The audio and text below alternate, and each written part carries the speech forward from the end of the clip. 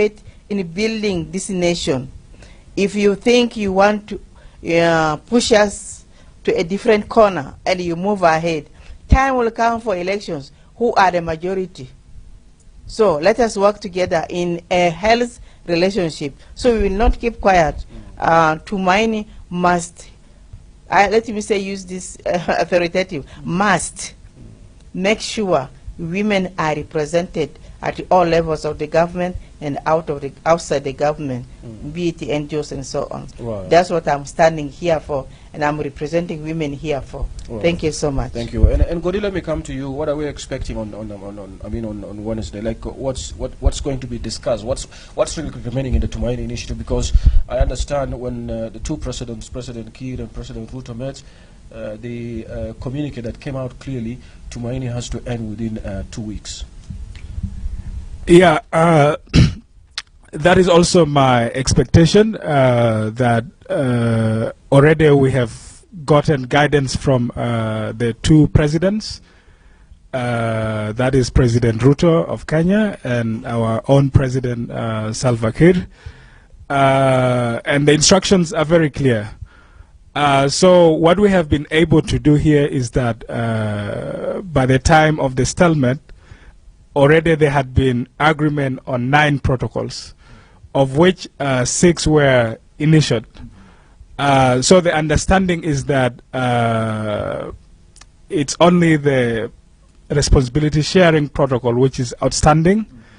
So we believe that since, and this has also been reiterated by the government delegation, that they are coming to begin from where they stopped. And the previous phase of the negotiation stopped with the initialing of 6 protocols and agreement on 3 further protocols. So we believe that that will be the basis of our start. And from then, things should flow smoothly so that we're able to beat the 2 weeks deadline that has already been prescribed by the two presidents. So that is my hope. But also not to ignore, we have also been hearing various positions on actually where the talks stand right now. I don't know if these are contradictions, but we have heard from some circles within the government saying the protocols within Tumaini have to be renegotiated, so meaning that is essentially opening them for negotiations. We have also heard from the all-out groups here stating their position clearly that they are not going to accept a renegotiation of these protocols, because it was a government delegation which collectively agreed with the stakeholders and the opposition groups. Yeah. So I think it also raises many questions on under whose authority then were the previous delegation representing, because they are part of the government. Yeah. So I think we'll only get clarity when the talks begin on Wednesday. As of today, we still do not have the agenda, but I think in the coming day, or even within the course of the day today, we'll start getting clear communication from the mediation. All right. And talking about consultation, let me bring you in, Mama Bridget. What do people really discuss during this consultation? Because I understand there's another consultation happening tomorrow. But then, during the consultation, like, is it kind of a closed-door meeting, or what happens during the discussion in the consultation? Thank you so much. It depends which group. If 2 groups, for example, if it is the stakeholders, the chief mediator has invited stakeholders and opposition, there must be some briefing on what is expected to be done. And if it is one group, also there is a kind of indoor discussion on what is supposed to be done. Then finally, as my colleague has mentioned, on Wednesday, all the groups and everyone will go on the plenary to discuss or to negotiate and to get to know the program and what is exactly is going to be done for how long, time frame, and the rest of it. To me, briefly, that's what I can say. And do you think within these 2 weeks you will reach a final agreement as agreed upon by the two presidents, these 2 weeks? I'm not sure. As I mentioned, I don't know what's in the hearts of people. We don't know the program. But I would say if we are serious to build on what was already done, we would manage. But if we go back to the scratch, then we are not serious of saying 2 weeks. Thank you. Patrick, there was also there were a number of voices or calls to those who are not part of Tumaini, other groups who are still holding out to join the process.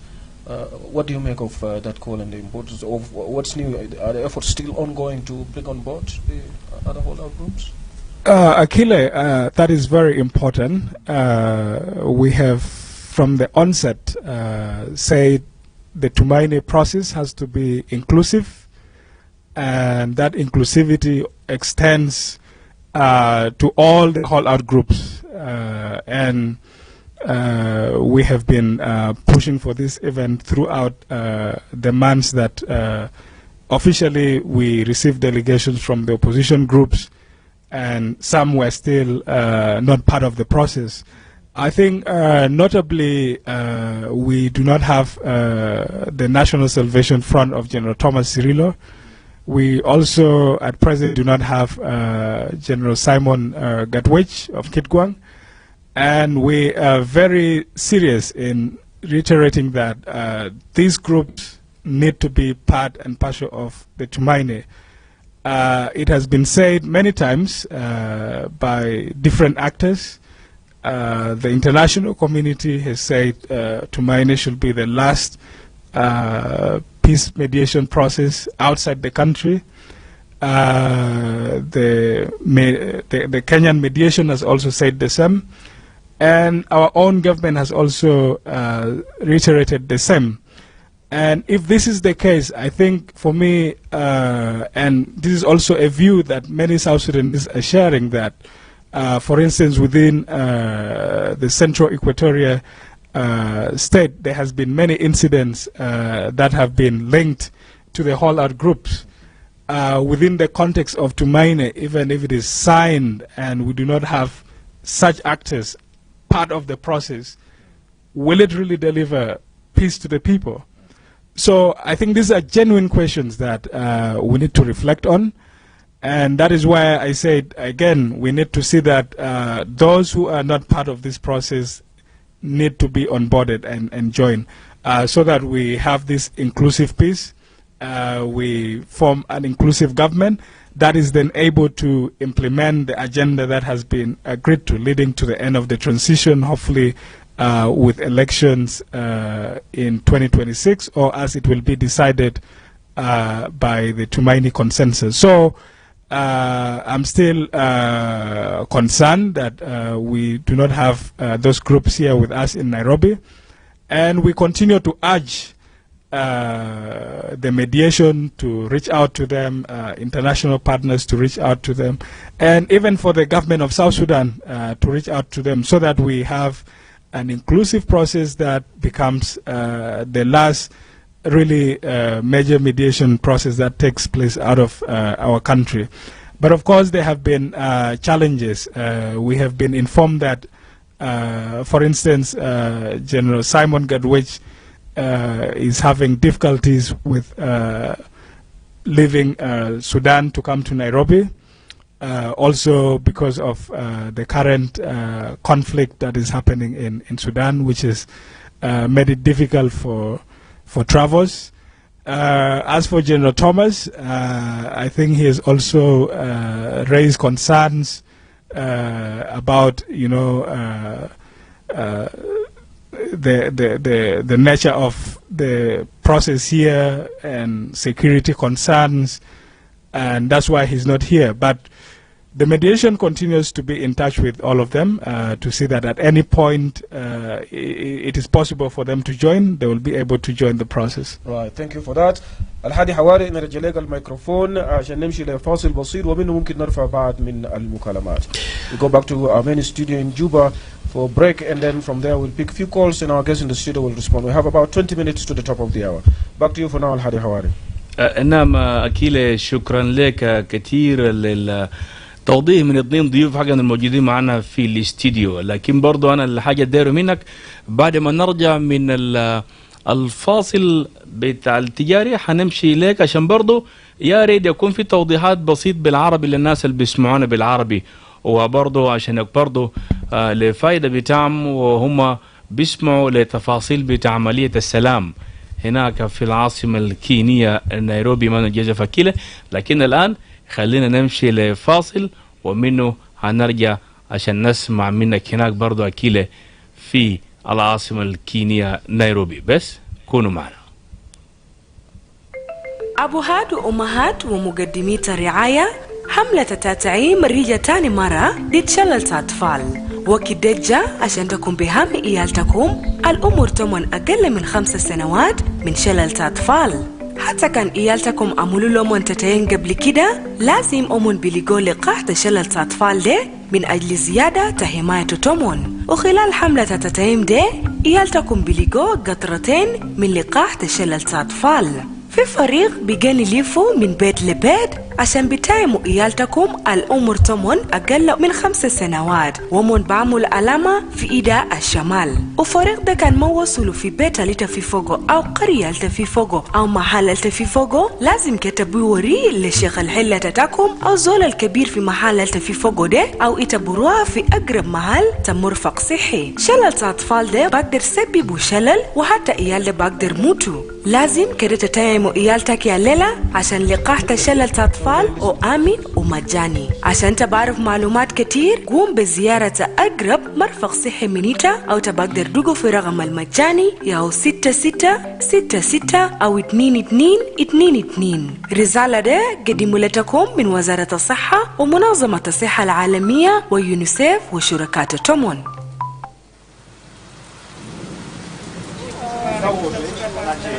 As floods approach, our government is prepared. Local teams are ready to assist. Stay calm, follow official guidance, and prioritize your safety. Together, we protect our communities. Act now. This message is brought to you by the Ministry of Water, Resources and Irrigation under the Regional Climate Resilience Program for Eastern and Southern Africa with funding from the World Bank. Good morning, it's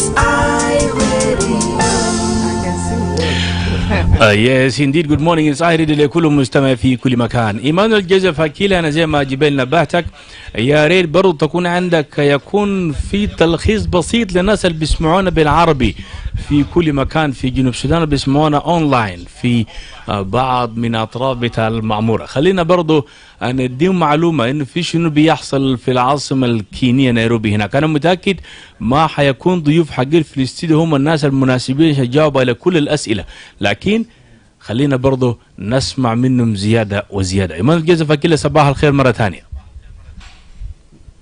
نعم صباح النور الحادي حواري. ونقطة مهم جدا اللي تركت فينا، افتكرت انه كنت هتختصروا هناك من جوا، لكن ما في مشكلة.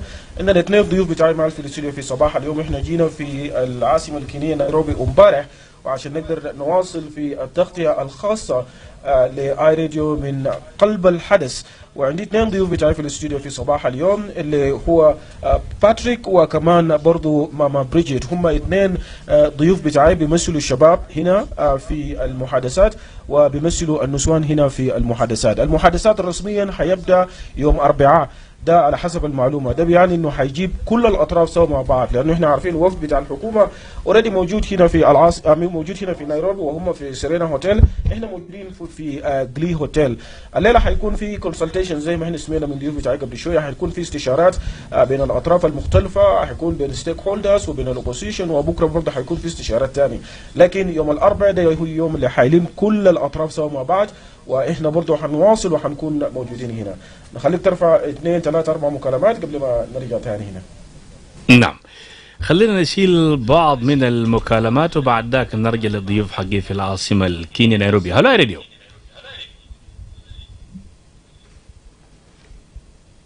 Yes, do call us on 0911-986-986 or 0922-986-986.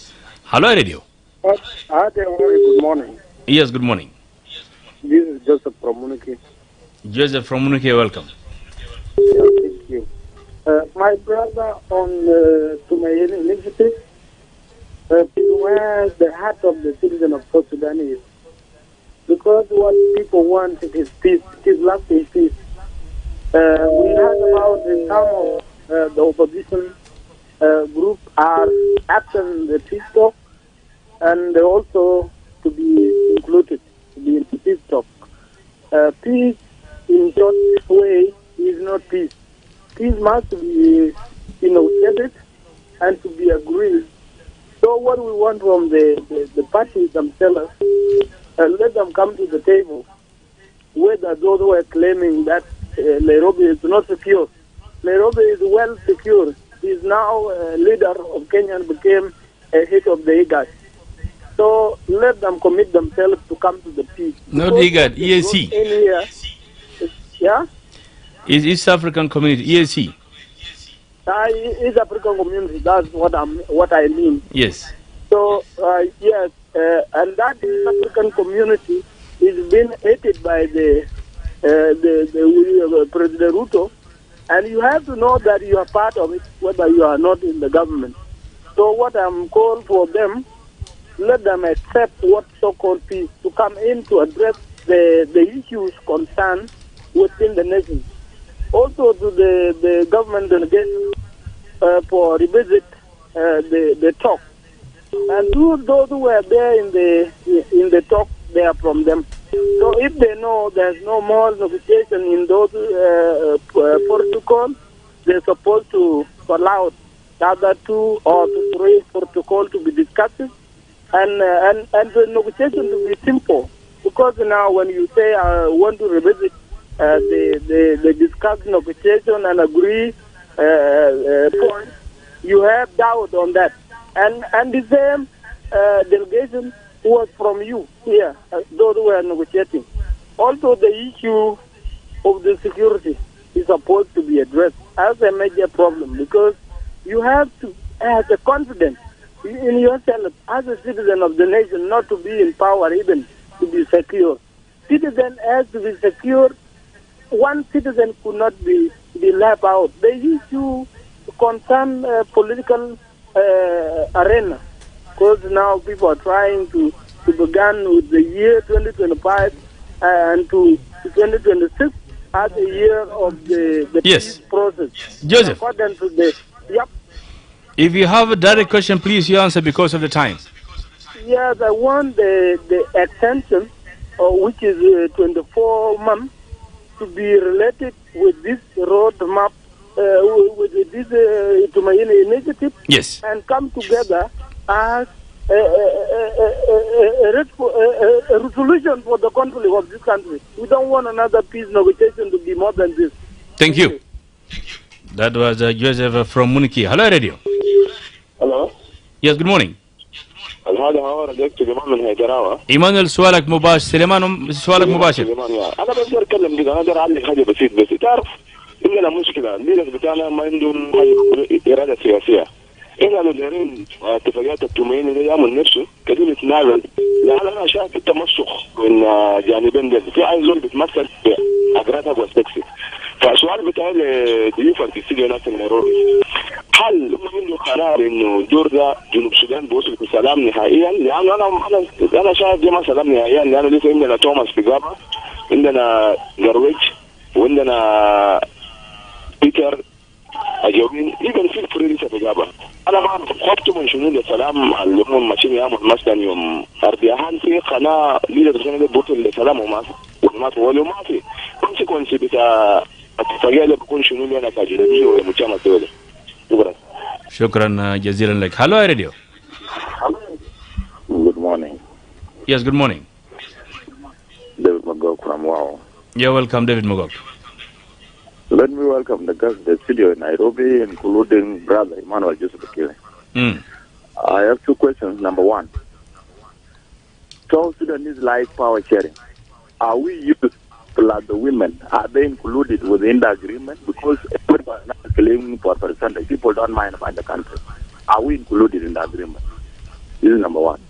Number 2, my recommendation says that if those who are still in the bush, like Thomas Rillo and Simon Garrigin, are not included in the agreement, there is no need for the agreement to be signed. Because there are very many agreements now in the country that are being conducted all the time and that are benefiting us.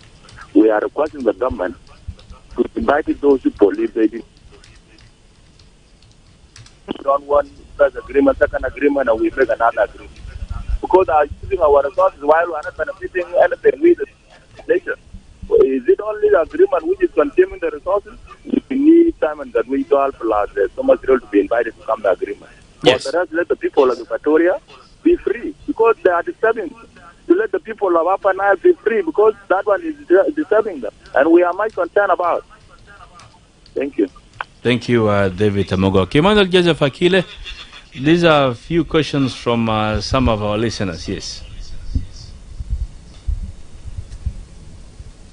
All right, shukran jazilan, Zamil Al-Hadi Hawari. Joseph from Muniki, talking about negotiation. The venue, like you said earlier, Kenya is secure, so he's inviting also those holdout groups again to join. Most of the questions are about the holdout groups and the issue of lack of political will. This came from Suleiman.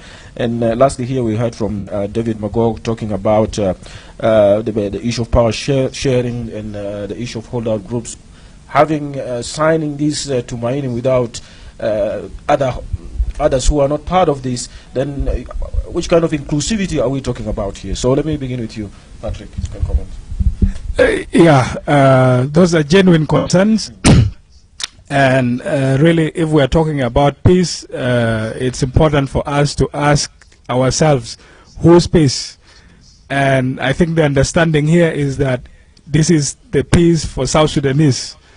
And if it is for South Sudanese, then we need to see that all those groups in different parts of the country who are having grievances against the government have to be part and parcel of resolving these issues, because it is our citizens in our states, in our counties that are suffering. The conflict is not in Juba.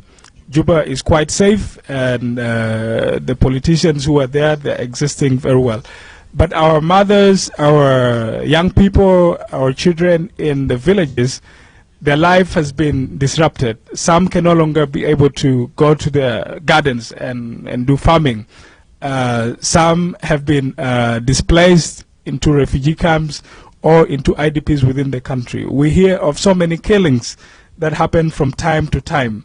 So when we're talking about peace, we're talking about peace for those kind of people. And I think the only way we can give such people peace is when we have inclusive negotiations that bring all those warring parties on the table to agree, to put down their arms, and then agree on an agenda that can be beneficial to all citizens in the country. So I urge all South Sudanese to continue calling out for the holdout groups to join the peace process, to urge the government to continue engaging with them, to also urge the mediation and the international partners to continue engaging with the holdout groups, because that is the only way that we can have a peace that really means to the everyday people in the country, that can improve on the security situation, that can now allow for our economy, which is currently in crisis, to be recovered. Because if we continue to be in conflict, then even it's very hard to attract investment into the country. Even the natural resources that we have, you cannot be able to tap into them to improve on the welfare of our citizens. So it is important that we have inclusive peace and negotiations. I think there was also a question around power sharing and how it has become a culture for the political elites in the country.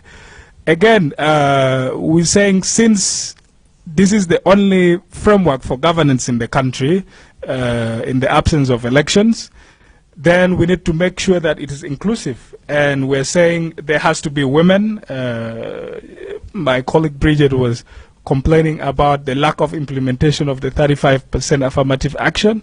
I think that has been a big weakness on the part of the RRCs and the Transitional Government of National Unity. Within Tumaini here, we have reiterated the same. We said the 35% affirmative action for women has to be fulfilled.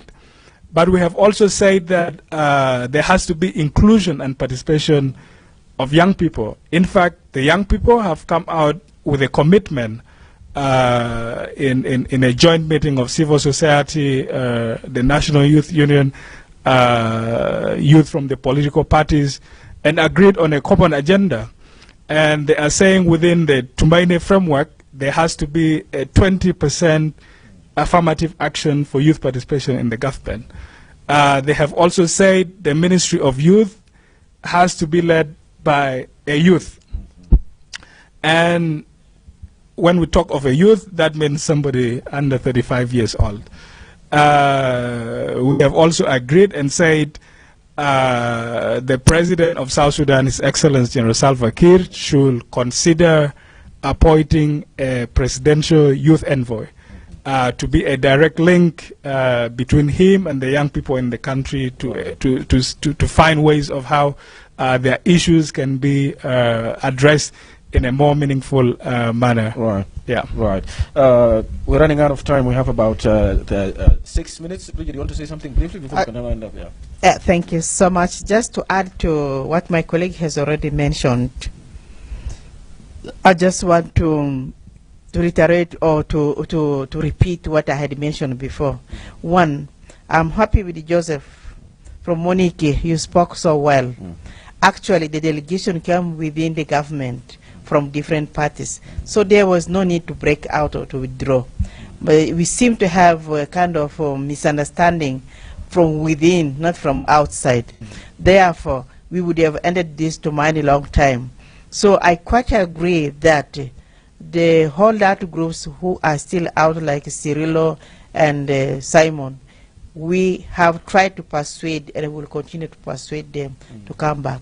But to summarize it, peace is the ultimate thing we really need, and all of us should have it in action, not in words. And if our country truly was having that peace in action to everybody across the country, nobody would be thinking so much as we have it now, that the only work we can do is to join the government. No, people would be doing what they call Shakil Muk. Farmers would be farming well and getting a lot of money and different activities, and things would move. But because of the absence of peace, it has created a lot of insecurity in all aspects of life. Then responsibility sharing is another pressing issue. To me, it is like if I don't have that position, we have to fight for it and pull whoever is there, and I replace that one. As I replace that one, other people are also fighting me to replace me. In that way, how do we move on? How can this country move forward? Please, let us come again to our senses and look at the country first, the citizen, and how can we build this country in a peaceful manner. Thank you so much. Thank you. 30 seconds. What do you want to say something? 30 seconds. I thank you all for listening to me. Lastly, I just want to invite all the South Sudanese to keep engaged and follow the Tumaini process very closely. We are very lucky to have the iRadio here with us, so they will be covering live from Nairobi. Ask your questions, make your contributions, and that is how we can make sure the process is inclusive and is consistent with your aspirations as people of South Sudan. So keep following the iRadio. We will have you. We will have you once again. Both of you will continue to have you because we have 1 minute. We have to take it back to Juba because it's time for news. Thank you all, Bridget and Godi, for joining us on the dawn here from Nairobi live. Let me take it back to my colleague Al Hadi Hawari on behalf of Lou Nelson and I. We will continue to update our public. Back to you there, Al Hadi. نعم شكرا جزيلا لك إيمانويل جوزيف أكيله هناك مع لو نيلسون من العاصمة الكينية نيروبي الجديدة اللي اديتنا له فيما يخص مبادرة بتاع تومايني. بعد شوية حنمشي الأخبار بالعربي مع زميل بتاعي الشيخ شولا جين. بس كونوا معنا إلى هنا نقابلكم بكرة في يوم جديد وتاريخ جديد.